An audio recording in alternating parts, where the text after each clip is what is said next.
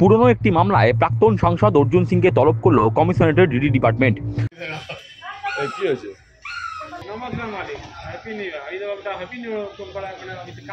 পুরনো একটি মামলায় ব্যারাকপুরের প্রাক্তন সাংসদ অর্জুন সিংকে তলব করল Barrackpore police কমিশনারেটের DD department.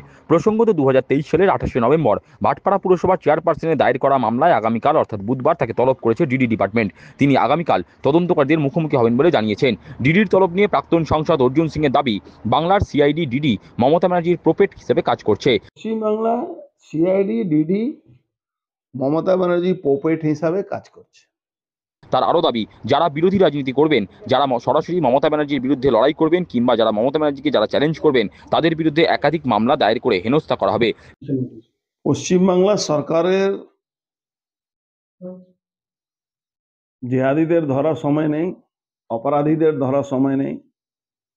Trinamool কংগ্রেসের কাউন্সিলর খুন হচ্ছে, তার স্ত্রী বলছে কি দলের মধ্যেই লোক বসে আছে যারা খুন করাচ্ছে, তাকে ধরার জায়গা নেই।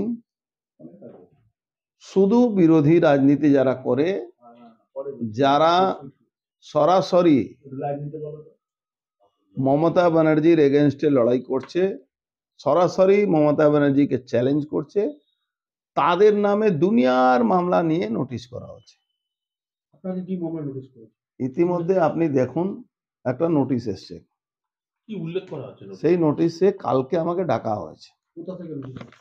ওই ডিডি ব্যারাকপুর, যেটা আগেও নোটিশ করেছিল, তখন হাইকোর্টে আমরা গেছিলাম। হাইকোর্ট থেকে একটা নো প্রসিকিউশন বলে একটা অর্ডার হয়েছিল, সেখানে বলা হয়েছে ডেট পড়েছে ফেব্রুয়ারি মাসে। এই মিটিংটা এই নোটিশটা কাল রাত্রিবেলা মেলেস। আবার কাল রাত্রিবেলা 12টার সময় আমার ছেলেকে একটা নোটিশ দিয়েছে। 12টার সময় কেউ লোক না থাকলে পবন সিংকে, বিধায়ককে একটা নোটিশ দিয়েছে। সেই নোটিশটা এদিন তিনি বলেন, রাজ্যের বুকে সর্বপ্রথম ই টেন্ডার চালু করেছিল ভাটপাড়া পুরসভা। তৎকালীন সময়ে তিনি পুরসভার পুরপ্রধান ছিলেন। বিভিন্ন প্রান্ত থেকে কাজের জন্য ই টেন্ডার জমা পড়েছিল, কিন্তু ই টেন্ডারের মাধ্যমে কারা কাজ পাবে সেটা তার দেখার দায়িত্ব ছিল না। তার দাবি, তৃণমূল ছেড়ে বিজেপিতে যোগ দিতেই তার বিরুদ্ধে একাধিক মামলা দায়ের করা হয়েছে। যে সব থেকে আগে প্রথম ই টেন্ডারিং চালু করেছিল কালকাটা কর্পোরেশনও 5 কোটি টাকা কাজ করতে গেলে 5,000 টেন্ডার করেছিল, ম্যানুয়াল টেন্ডার। সেখানে 3 লাখ 3.5 লাখ টাকা এই নিয়ে প্রশ্ন করেছিল বিরোধীরা। কিন্তু একমাত্র আমরা, যেটা প্রথম ই টেন্ডারিং যখন চালু হয় ভাটপাড়া পৌরসভা ই টেন্ডারিং চালু। এবার ই টেন্ডার যখন হবে তখন ভারতবর্ষে কোন কোনা থেকে কে টেন্ডার ফেলবে সে দেখার দায়িত্ব আমাদের নয়। কিন্তু সেটা নিয়ে একটা মামলা করা করে 2020 সালে মামলা হচ্ছে, 18 সালের মামলা 2020 সালে মামলা হচ্ছে। 5 বছরের কোনো হেলদোল নেই, আবার 5 বছর পরে শুরু হয়েছে। আসলে তৃণমূল তো ছিলাম, ছেড়ে দিন, যখন তৃণমূলে ছিলাম তখনই এটা টেন্ডার, যখন তৃণমূলে ছিলাম তখনই এটা টেন্ডার। যেদিন থেকে বিজেপি জয়েন করেছি সেদিন থেকে মামলা মুকদ্দমা 174টা মামলা করে বসে আছে। আমি বলছি ডোন্ট কেয়ার, যত মামলা করার আছে, ক্ষমতা আছে মমতা ব্যানার্জি করুক। তার অভিযোগ, পশ্চিমবঙ্গকে মমতা ব্যানার্জি জিহাদিদের হাতে তুলে দিয়েছেন। 2026 সালে যখন এই সরকার থাকবে না, যারা এখন মমতার অঙ্গুলিহীননে এসব করছেন, তখন তাদের বিরুদ্ধে আইনি পদক্ষেপ নেওয়া হবে। থাকবে না মমতা ব্যানার্জি।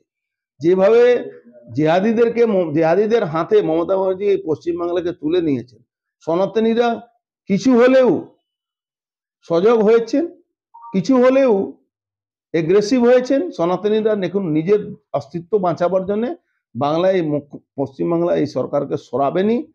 26 সালের যখন এই সরকার থাকবে না, যারা এই মমতা ব্যানার্জি আঙুল হেলানিতে এইসব নাটকগুলো করছে, তারা নিজেকেও বুঝে নেবে যে আমরা কি ভুল করেছি, তার কৈফিয়ত কিন্তু আইন অনুযায়ী তাদেরকে দিতে হবে। আপনি বলেছেন আপনাকে এবং সুগন্ধি অধিকারীকে খুনের চক্রান্ত করেছে, এখনো চলছে তো। কালকে আমি গেছিলাম নদীপ কোর্টে, নদীপ কোর্ট থেকে আমি ইস্কন মন্দিরে গেছি, আমাকে একটা ৮০-৮২ বছরের মানুষ বলছেন আপনি সাবধান থাকুন, আপনাকে এই সরকার মারিয়ে দেবে, খুন করাবে। কে বলেছে? একটা বয়স্ক মানুষ, আমি চিনিও না লোকটা, একজন সাধু সন্ন্যাসী মানুষ। তো এখানে বাংলায় মমতা ব্যানার্জির বিরুদ্ধে যারা লড়বে তাদেরকে উনি এইসব করবেন। প্রাক্তন সাংসদকে ডিডির তলব নিয়ে ভাটপাড়ার উপপুরপ্রধান দেবজ্যোতি ঘোষের দাবি, পুরপ্রধান থাকাকালীন অর্জুন সিং পুরসভার একটা মোটা অঙ্কের অর্থ সরাসরি তার এক আত্মীয়ের অ্যাকাউন্টে পাঠিয়েছিলেন, এমনকি ওই টাকায় কোনো কাজ হয়নি। হেভি অ্যামাউন্ট ডিরেক্টলি ওনার ফ্যামিলির লোকের অ্যাকাউন্টে হিট করেছে, তার কাছে কোনো কাজও হয়নি। এগুলো আছে, তো এগুলো উনি অস্বীকার করলে তো হবে না।